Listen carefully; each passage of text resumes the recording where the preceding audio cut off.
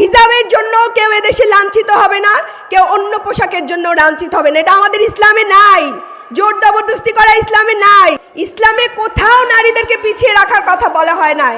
বরং যারা জানে না ইসলাম, বরং যারা ওই একটু আগে বলে গেছেন যে আয়েশা রাদিয়াল্লাহু তাআলাকে নিয়েও তারা মিথ্যাচার করছে, জানেই না ইসলামের সম্পর্কে ন্যূনতম ধারণা তো নেই।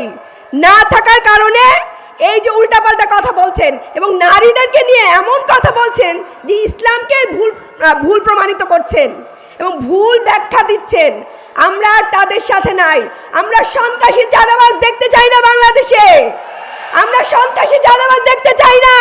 আমরা নারী নিপীড়কদের দেখতে চাই না। আমরা তাদের ফ্যামিলি কার্ড চাই না। আমরা চাই সেফটি, নিরাপত্তা, যা তারা দিতে পারবে না, কারণ তারাই সন্ত্রাসী পোষে। বাংলাদেশে এই প্রথম বার্জার 1 কোটি মলসন, 1 কোটে পারফেকশন।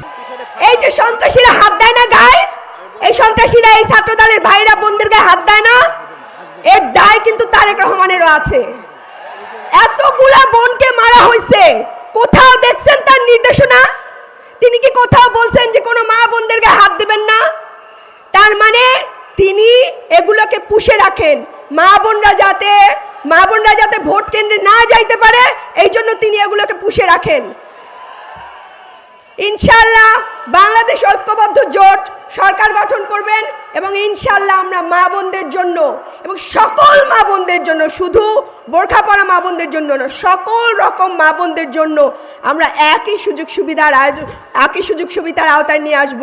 এবং কেউ হিজাবের জন্য কেউ এদেশে লাঞ্ছিত হবে না, কেউ অন্য পোশাকের জন্য লাঞ্ছিত হবে না। এটা আমাদের ইসলামে নাই।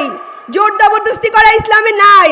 যার যা ভালো লাগবে, যতক্ষণ পর্যন্ত সে রাষ্ট্রের কোনো ক্ষতি না করবে ততক্ষণ পর্যন্ত আমরা তাদেরকে তাদের মতোই থাকতে দিব। ইনশাআল্লাহ আপনারা দোয়া করবেন এবং ঐক্যবদ্ধ বাংলাদেশ জোটের জন্য দোয়া করবেন, যাতে আমরা ক্ষমতায় আসতে পারি এবং মানুষের সেবক হইতে পারি।